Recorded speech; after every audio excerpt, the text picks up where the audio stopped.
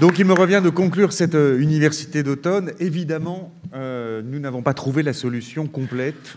Il reste encore quelques paragraphes à écrire. En revanche, on a compris la nécessité d'aller vers, la nécessité d'écouter, la nécessité de mettre en lumière des choses que d'aucuns veulent cacher.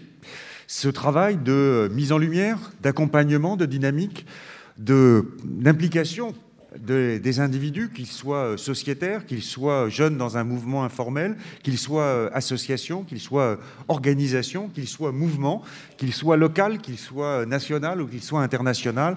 Nous avons, nous, en tant que Ligue, à s'impliquer, à observer et à mettre cela en lumière. C'est un vrai enjeu de citoyenneté. Comme ça a été dit, nous avons une majorité silencieuse qui nous pèse, parce qu'elle ne pèse pas, la majorité qui s'exprime, dans le sens que nous souhaitons.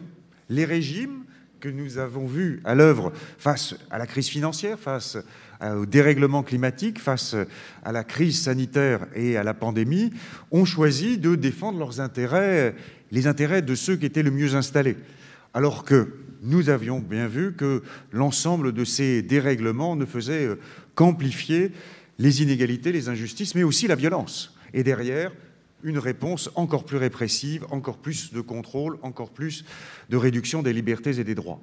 Donc notre enjeu, il est justement de voir comment nous pouvons mettre ces éléments, ces dynamiques qui partent dans tous les sens, mais qui témoignent toutes d'une volonté de changement, de rupture, de ne pas accepter le système établi et qui est aujourd'hui en plus injuste et inégalitaire, de le mettre aujourd'hui dans une dynamique de croisement des mobilisations.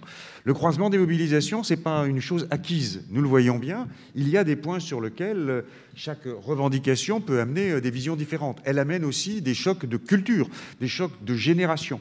Et cela veut dire que nous avons tous à apprendre, parce que ce qui était acquis et dogmatique n'est plus aujourd'hui une vérité acquise et qui permet une dynamique politique et une alternative aux politiques qui sont aujourd'hui menées. Notre travail aujourd'hui, il est donc clairement de faire ce qui est le second volet de la Ligue des droits de l'homme, celui de la citoyenneté. Je le redis à chaque fois, mais c'est là-dessus que nous aurons l'avenir.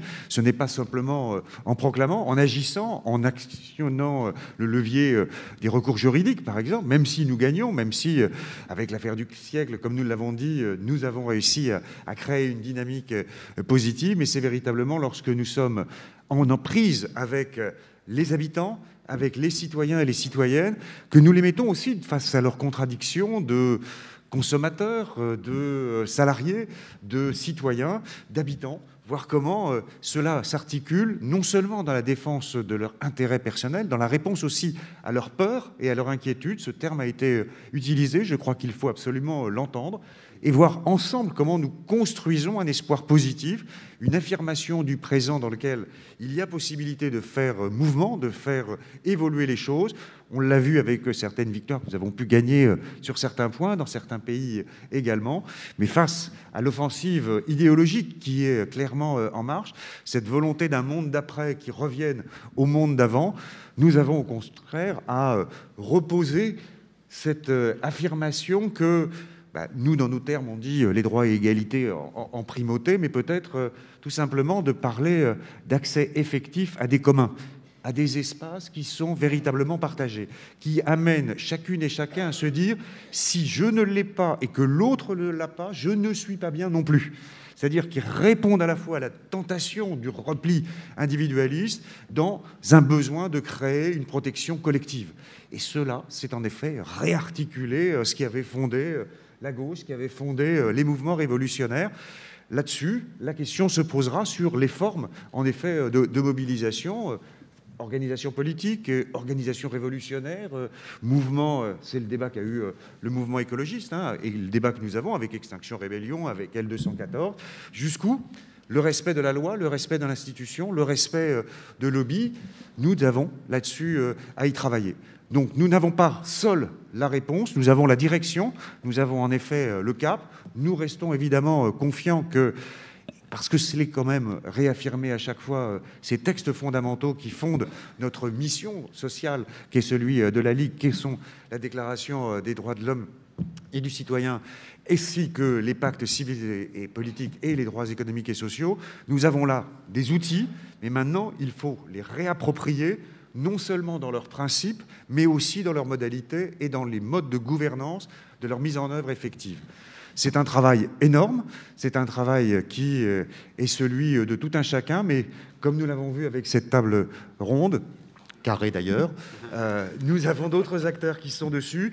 Cette prise de conscience commence à être là, nous l'avons vu, c'était un des points que nous avons pu saluer avec la COP26, qui n'en avait pas des masses, c'était justement cette prise de conscience collective des enjeux qui sont dessus. À nous aujourd'hui d'en faire politique, c'est-à-dire une implication effective dans les droits de la cité qui ne soit pas celle du rejet de l'autre, mais au contraire celle de la construction d'un monde meilleur. Merci à vous, merci à tous, merci à la communication et à toute l'équipe.